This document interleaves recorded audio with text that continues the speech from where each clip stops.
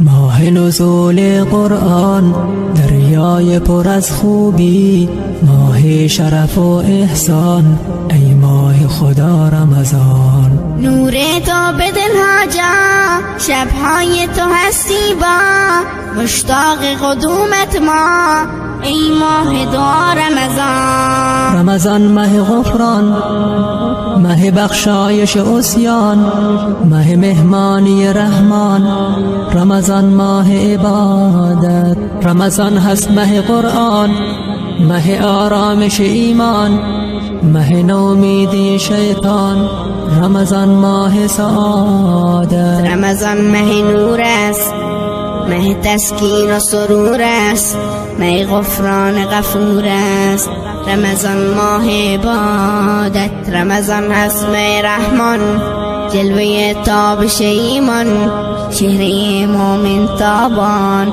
رمضان ماه سعادت. رمضان ماه غفران، ماه بخشایش عصیان، ماه مهمانی رحمان، رمضان ماه عبادت. رمضان هست ماه قرآن، ماه آرامش ایمان، ماه نومیدی شیطان، رمضان ماه سعادت. ای رمضان ماه خدا، فرصتنا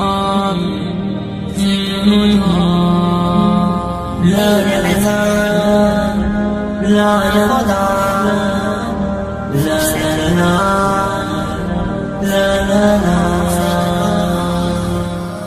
رمضان ماه غفران، ماه بخشایش عصیان، ماه مهمانی رحمان، رمضان ماه عبادت. رمضان هست ماه قرآن، ماه آرامش ایمان، ماه نومیدی شیطان، رمضان ماه سعادت. رمضان ماه نور است، ماه تسکین و سرور است، ماه غفران غفور است، رمضان ماه عبادت. رمضان هست ماه رحمان، جلوه تابش ایمان، چهره مومن تابان، رمضان ماه سعادت. رمضان ماه غفران، ماه بخشایش عصیان، ماه مهمانی رحمان، رمضان ماه عبادت. رمضان هست ماه قرآن، ماه آرامش ایمان، ماه نومیدی شیطان،